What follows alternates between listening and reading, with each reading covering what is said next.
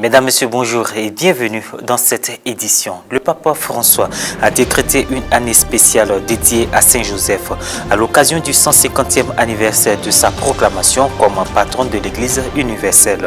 La solennité de Saint-Joseph, époux de la Vierge Marie, sera célébrée le vendredi 19 mars, vendredi de Carême.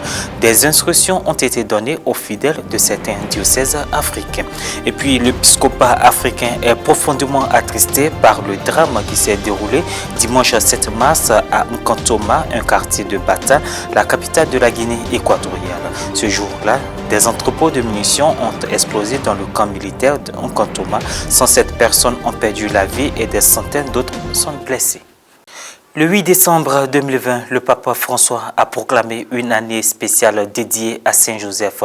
En décrétant une année spéciale dédiée à Saint-Joseph, le Papa François invite tous les croyants à se placer sous sa protection. Alors que la solennité de Saint-Joseph, époux de la Vierge Marie, sera célébrée le vendredi 19 mars, vendredi de Carême, certains diocèses africains ont donné des instructions aux fidèles. Morel Poti.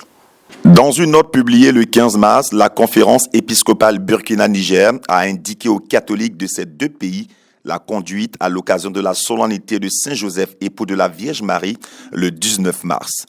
Cette année, cette solennité sera fêtée un vendredi de Carême, jour des privations et méditations du chemin de croix dans la plupart des paroisses en Afrique. Cette année est aussi une année spéciale dédiée à Saint-Joseph. Le pape François a en effet proclamé le 8 décembre 2020 une année spéciale dédiée à Saint-Joseph. Par cette proclamation, le Saint-Père entend renouveler la piété de toute l'Église en fait cette grande figure à l'occasion du 150e anniversaire de la déclaration de Saint-Joseph comme patron de l'Église universelle. De ce fait, plusieurs célébrations sont prévues pour marquer cette solennité dans les paroisses. La solennité du 19 mars 2021 tombant un vendredi de Carême. Beaucoup se demandent que fait remarquer la conférence épiscopale Burkina-Niger qui apporte aussitôt une réponse. En de pareils cas, la solennité qui tombe dans le temps de Carême est équiparée au dimanche, explique-t-elle. Par conséquent, le jeûne et l'abstinence sont levés pour le 19 mars prochain.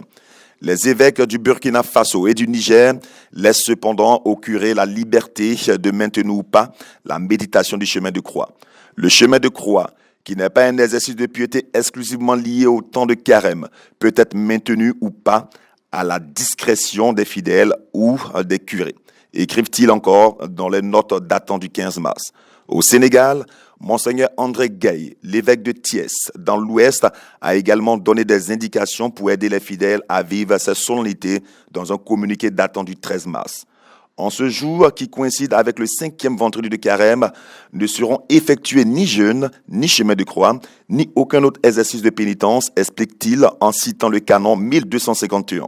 L'abstinence de viande ou d'une autre nourriture, selon les dispositions de la conférence des évêques, sera observée chaque vendredi de l'année, à moins qu'il ne tombe l'un des jours marqués comme solennité, mais l'abstinence et le jeûne seront observés le mercredi des cendres et le vendredi de la passion et de la mort de notre Seigneur Jésus-Christ.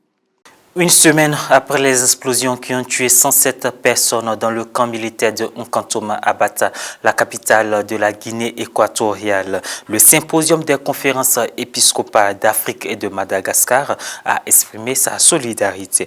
Aux familles de tous ceux qui ont perdu leur être cher, nous, évêques d'Afrique, exprimons nos plus sincères condoléances à tous les blessés et à tous ceux qui ont été touchés par les explosions.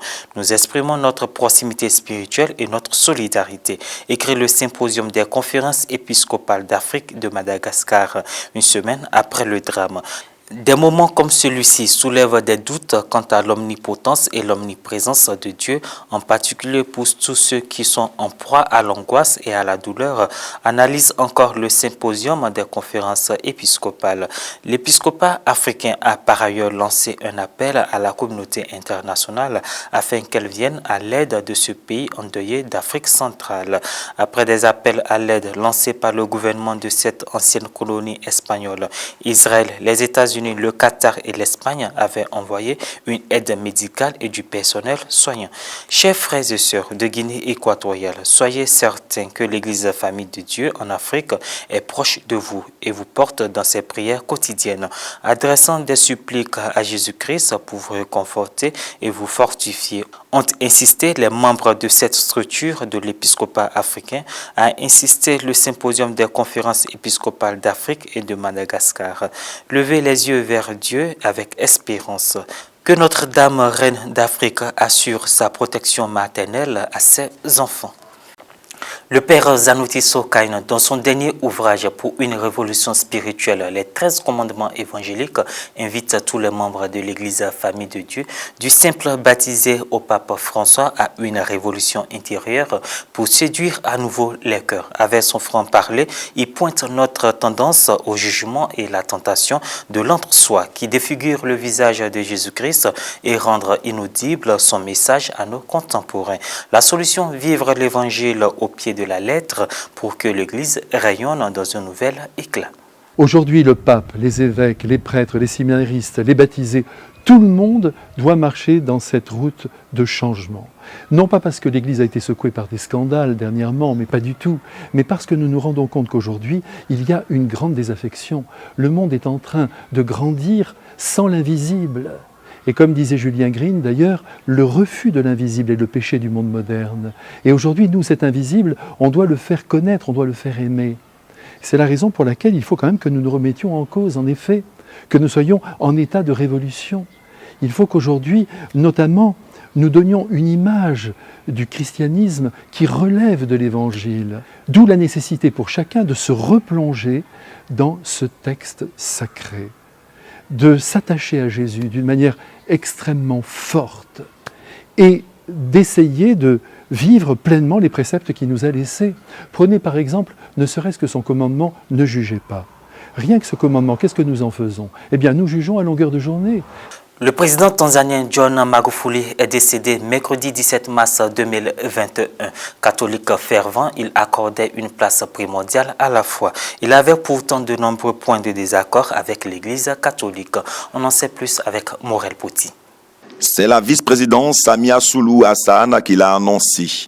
Le président John Pombe Magufuli est décédé mercredi 17 mars à l'hôpital Emilio Mzina de Dar es Salaam, officiellement des suites de problèmes cardiaques dont il souffrait depuis plus de 10 ans.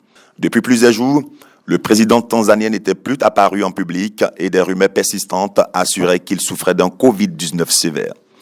Décédé à l'âge de 61 ans, ce catholique fervent suscitait pourtant assez souvent les vives critiques de l'Église.